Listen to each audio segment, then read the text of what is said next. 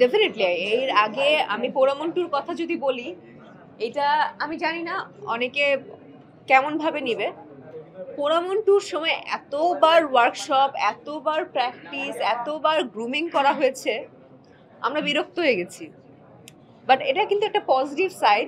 একটা কাজে ঢোকার আগে নিজেকে সেভাবে তৈরি করে নেওয়া, সেভাবে প্র্যাকটিস করা, এটা একটা খুবই ভালো সাইড। এবং আমি সবসময় সবাইকে বলি কোনো কাজ করার আগে যে ভাই আমার কিন্তু প্র্যাকটিস লাগবে, একটু প্র্যাকটিস না করে গেলে ক্যামেরার সামনে হাত পা কাঁপবে। সো ওই ক্যারেক্টার নিজের মধ্যে একটু নিয়ে নেই।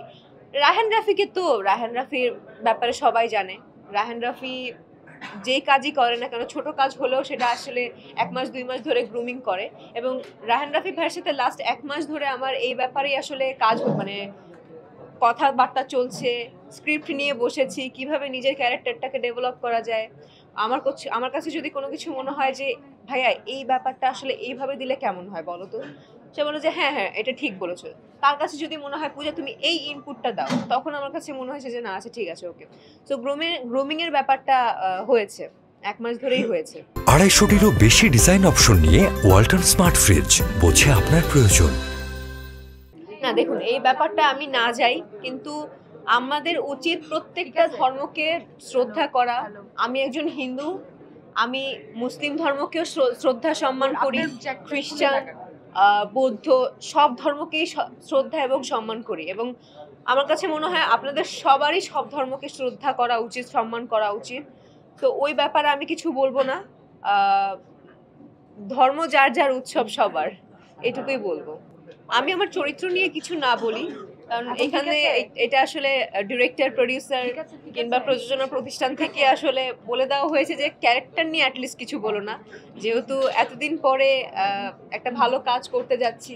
সো কাজ করার পরে আসলে ক্যারেক্টারটা নিয়ে বলো। বাট ডেফিনেটলি যেহেতু এতদিন পর, এত বছর পর রায়হান রাফির কাজ করতে যাচ্ছি, নিজেকে ডিফারেন্টভাবেই আসলে আমি লুকসেটও করা হয়েছে। আমি নিজেকেই চিনতে পারিনি যে ইজ ইট মি, এটা কি আসলেই আমি। কারণ এই লুকটা আসলে আমি কখনোই আমি রিয়েল লাইফেও নিজেও দেইনি, এবং কোনো প্রোগ্রাম কিংবা কোনো সিনেমা কোনো কিছুতেই আসলে দেওয়া হয়নি।